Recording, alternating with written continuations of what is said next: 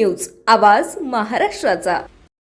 खरं तर थोड्या वेळापूर्वी आयुक्त कार्यालयामध्ये जे शिवसैनिक आहेत त्यांनी नगरसेवक जे आहेत, गटनेता जे आहेत, त्यांनी ठिय्या आंदोलन जे आहे ते आतमध्ये पुकारले गेले। त्याचबरोबर या ठिकाणी जे आहेत ते अनेक शिवसैनिक जे आहे या ठिकाणी अटक झाल्याचं आपल्याला पाहायला मिळते आणि अतिशय आक्रमक झालेले या ठिकाणी आपल्याला पाहायला आणि घोषणाबाजी देत त्यांनी संजय कुलकर्णी यांचा राजीनामा द्यावा ही मागणी जी आहे ती राहिलेली आहे आणि अतिशय निदर्शने करतायत। एकंदरीत निदर्शने करतायत, तुम्ही काय मागणी आहे?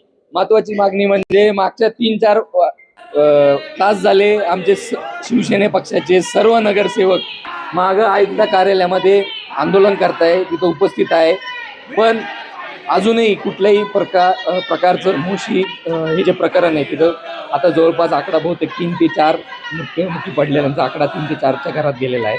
अजूनपर्यंत कुठल्याही प्रकारची ठोस कारवाई पर्यावरण विभागाचे जे प्रमुख आहेत संजय कुलकर्णी यांच्यावर झालेली नाही। आम्ही शिवसेने पक्षाच्या वतीने आतमध्ये आयुक्त कार्यालयाच्या आतमध्ये आणि आम्ही सर्व बाहेर आणि आता गेट बंद केलेले असं भरपूर कार्यकर्ते बाहेर सुद्धा जमलेले। आमची सर्वांची एकच मागणी आहे की पर्यावरण विभागाचा जो गलतान कारभार झाला आहे आणि त्याच्यामुळे जो डोंगर त्या बिल्डिंगवरती कोसळला आणि त्यामध्ये जवळपास आता एक्झॅक्ट आकडा आपल्याला मिळाला नाही, पण अनेक जण मृत्यू पडलेले आणि यासाठी सर्वस्वी जे संजय कुलकर्णी जबाबदार आहे यांच्या निलंबनाची मागणी आम्ही शिवसेना पक्षाच्या वतीने या ठिकाणी करतोय। आणि म्हणून सर्व शिवसेना पक्षाचे आज पदाधिकारी आहेत, आतमध्ये नगरसेवक आहे, या सर्वांची एकच मागणी आहे की संजय कुलकर्णी यांचं निलंबन झालं पाहिजे। एकंदरीत आपण जर बघितलं तर तिथे जर आपण बघितलं तर आयुक्त स्वतः संजय कुलकर्णी, ही वेळ आहे का म्हणजे कारवाई करतायत? तिथं अडकलेले जे व्यक्ती आहेत त्यांना बाहेर काढायचा प्रयत्न होतो, पण आज 3रा दिवस आहे आणि आज 3रा दिवस झाला तरी ही प्रक्रिया कुठेतरी अजून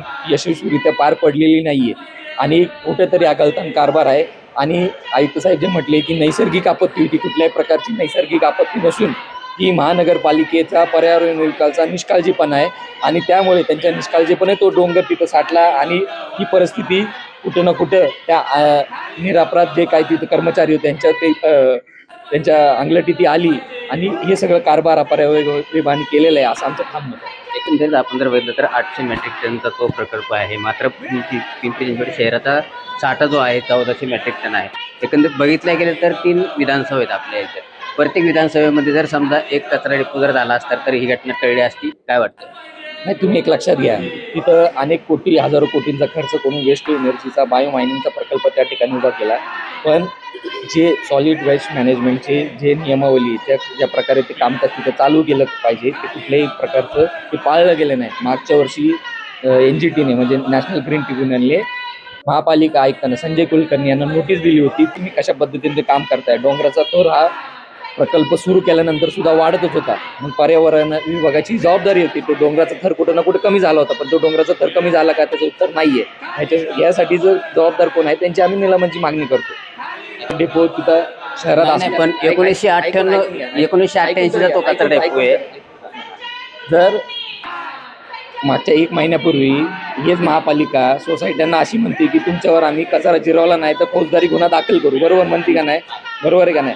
सोसायटी प्रत्येकजण अनेक आपल्या पिंपरी चिंचवड शहरामध्ये 30 लाखाची लोकसंख्या, बरोबर आहे, त्याच्यावरती नियमावली केली पाहिजे का नाही? कचरा त्या ठिकाणी जिरवायला पाहिजे। तुम्ही जे प्रश्न विचारताय की विविध ठिकाणी कचरा जिरवण्याचे प्रकल्प उभं झाले पाहिजे का, तर 100% झाले पाहिजे ना। मग त्याच्याकडे महापालिकेकडे काय धोरण आहे? त्याच्या प्रकारचं कुठलंही धोरण नाहीये। आम्ही तीच तर मागणी करतोय ना, तुम्ही धोरण राबवा। एका ठिकाणी ज्या अशा ठिकाणी तो अनेक वर्षापासून कचरा तिथं जमा होतोय, कचऱ्याचा डोंगर तिथं साचलेला आहे, ते कचऱ्याचा डोंगर कमी करण्यासाठी तिथं वेस्ट टू एनर्जीच्या अंतर्गत हजारो कोटी रुपये खर्च केले, बायो मायनिंगचा प्रकल्प त्या ठिकाणी उभा झालेला आहे, पण कुठल्याही प्रकारचा तो प्रकल्प यशस्वी नाही झालेला आहे। तर ह्याच्यासाठी धोरण राहावं ही आमची मागणी आणि त्यासाठी सर्वस्वी जबाबदार कोण आहे? ते संजय कुलकर्णी पर्यावरण विभाग, त्यांच्या निलंबनाची आम्ही मागणी करतो। आता आयुक्तासोबत तुमचं बोलणं झालं आहे का? आणि जर समजा तुम्ही मागणीच घेऊन सर्व नगरसेवक आतमध्ये बसलेले आहेत, त्यांची मागच्या मीटिंग नाही, त्यांचे संवाद चालू आहे त्यांच्यासोबत, तर आयुक्त साहेब त्यांना माहिती देत आहेत। मग आमची मागणी आहे की तुम्ही आम्हाला लेखी स्वरूपात ते आम्हाला शिवसेना आमच्या पक्षाला ते पत्र द्यावं, ते तोंडी उत्तर देतात। आमची मागणी की त्यांनी लेखी स्वरूपात त्याचं उत्तर द्यावं ही आम्ही मागे आतमध्ये नगरसेवक ही मागणी करतोय। जर समजा लवकरात लवकर नाही भेटलं तर आम्ही तुमची पुढची- हे आंदोलन चालूच ठेवणार आहे. आम्ही इथं रात्रभर इथंच थांबण्याची आमची इच्छा नाही. एक तुम्ही महिला आता जर बघितलं तिथली परिस्थिती अशी आहे की ती ज्या महिला वगैरे आहेत त्यांचे आक्रोश पाहायला मिळते. काय सांगा? एक शिवसैनिक म्हणून आणि मुळात तर मी एक नागरिक म्हणून असं सांगेल की ते जे कोणी पण महिला कर्मचारी होते किंवा पुरुष कर्मचारी होते ते गरीब आहे म्हणून त्यांच्याकडे कुठल्याही प्रकारचं दुर्लक्ष करू नये.